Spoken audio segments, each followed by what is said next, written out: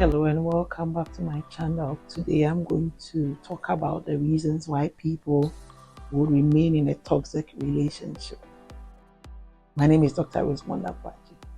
And so in every abusive relationship, it is really about power and control.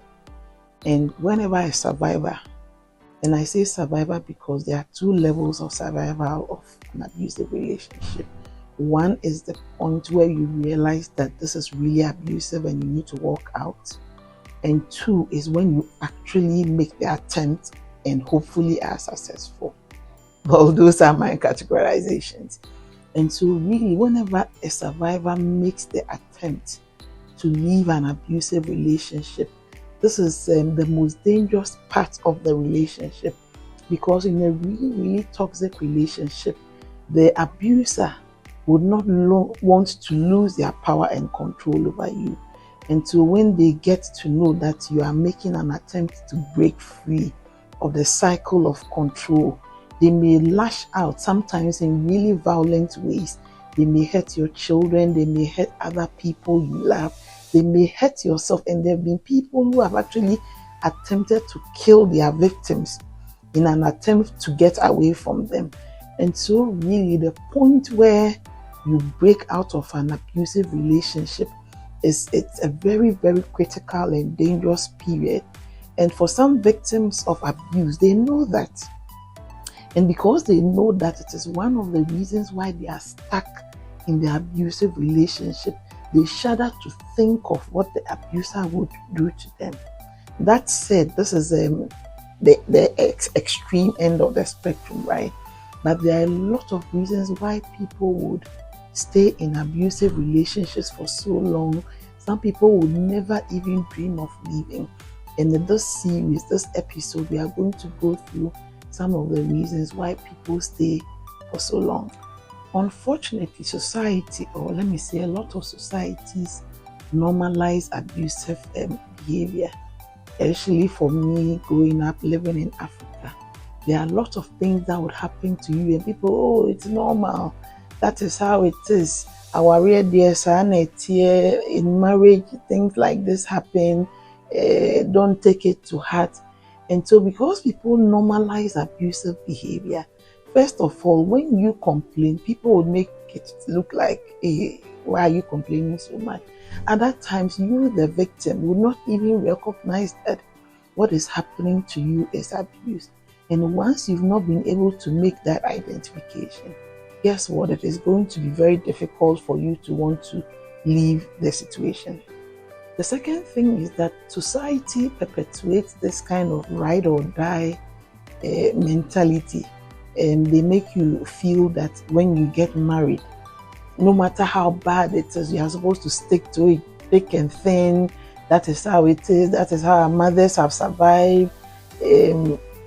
Especially when you grow up in church or when you are in church.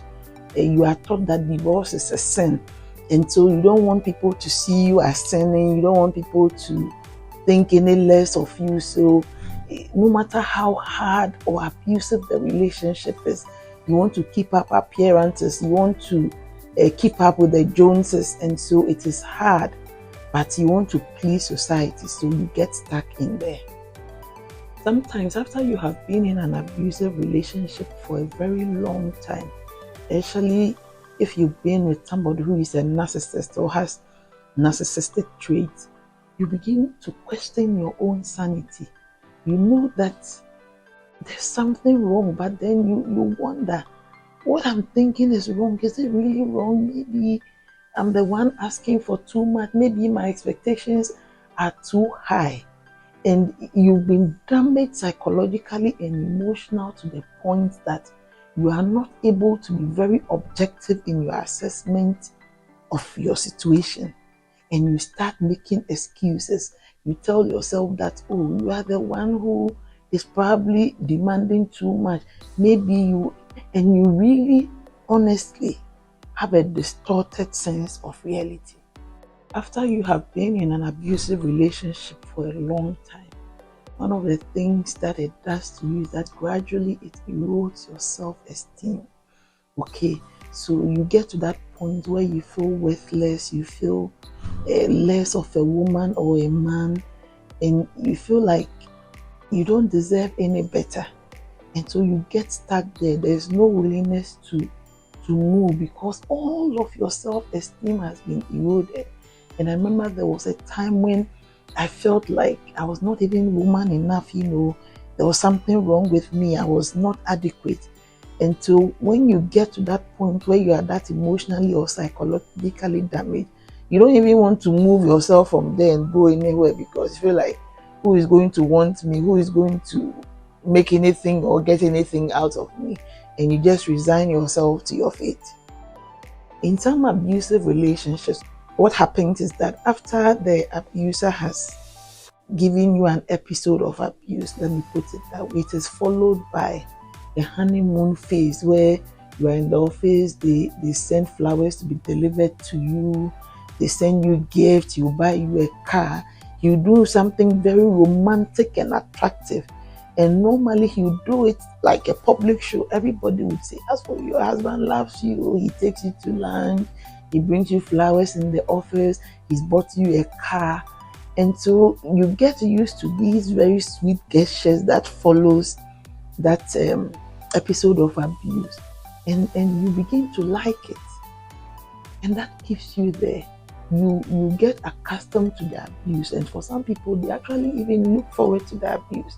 Because the worse the episode, the more glorious the compensation that your abuser is going to bring. One of the reasons why people stay in abusive relationships is fear. Fear, and this fear comes in different dimensions. For example, you are afraid of what your abuser will do to you if you try to run away. We have mentioned that earlier. The second thing is that you are afraid of what society would say about you, what people will say about you, what people will think about you. You think about your church, you think about your family, people who think that you have disappointed them. You think about how society is going to see you, because for people who have divorced or worked out on abusive relationships, worked out on marriages, it is real. The stigma is there. I've been through it. And people treat you like an outcast, and they look at you in a certain way. They judge you even without hearing your story. Just knowing that you have walked out of a marriage, people put you in a basket or in a box. And so that fear is there. It is real, it is tangible, it is palpable.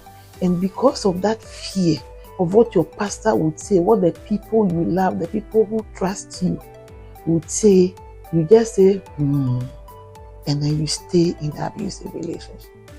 Sometimes the fear has to do with how your own children will perceive you. And actually for us women who are mothers, our children are one of the most valuable people in our lives. And so we are worried about what our children will think about us. Either now when they are young or in the future when they are older. What will they think about us?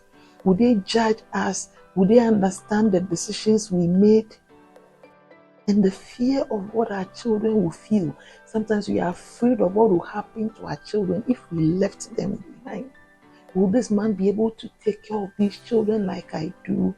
Will the stepmother or whoever the man is with, would she love and care for them like I would? And sometimes you are afraid that when you go with them, you will not be able to take care of them. You will not be able to provide for them. And so you do not want to take them away. You want to go and leave them. All these things are sources of fear that will plague and torment you anytime you want to make the move to walk out of an abusive relationship. Okay guys, so I'm in Vienna and I have a tour guide ready to show me the city. And so we'll conclude the first part here and watch out for my second part, where I'm going to conclude on reasons why people remain in a toxic or abusive relationship. How?